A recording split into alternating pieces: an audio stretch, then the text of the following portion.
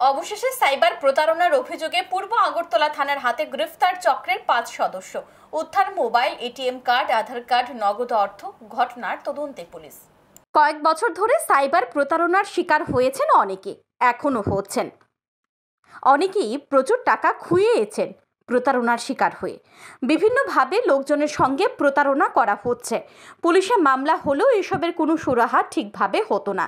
অবশেষে পূর্ব আগরতলা থানার police cyber প্রতারণা চক্রের সন্ধান পায়। জানা গেছে, রাজধানীর মরচমুনি এলাকার বাসিন্দা সৌমিত্র কুমার বণিকের একটি ট্রাভেলস এজেন্সি রয়েছে। বুধবার এক যুবক আসে কাশ্মীর ভ্রমণের জন্য প্যাকেজ জানতে। সেই মতো মালিক জানান ৪৫,০০০ টাকার প্যাকেজ রয়েছে। যুবকটি ১০,০০০ টাকা দিয়ে বুকিং করে যায়। অভিযোগ, কিছু সময় পরে যুবকটি এসে জানায় সে এখন এটি বাতিল করতে চায়, তাই তার টাকা ফেরত দিয়ে দেওয়ার জন্য। সেই মতো ট্রাভেলসের মালিক টাকা ফেরত দিয়ে দেয়।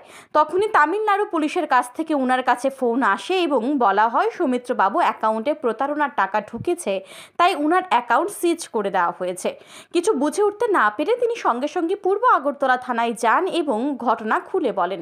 পুলিশ ঘটনার তদন্ত নেমে প্রথমে জিজ্ঞাসাবাদ বুকিং করতে আসা যুবককে এই সূত্র ধরে ৫ জনকে আটক করে।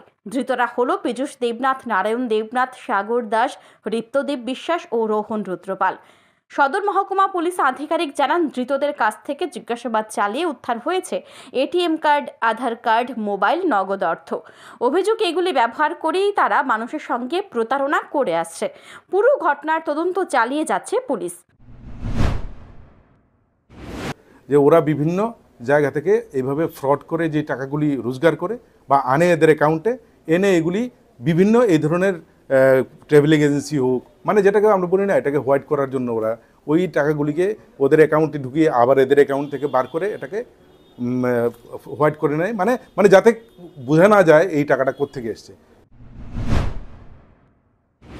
পুলিশ সঠিকভাবে তদন্ত করলে এই চক্রের মাধ্যমে আরও অনেকেই জ্বালিয়ে তুলতে পারবে। শুধু তাই নয়, সাইবার প্রতারণার অনেক কিছুই জানতে পারবে। Bureau report, news today.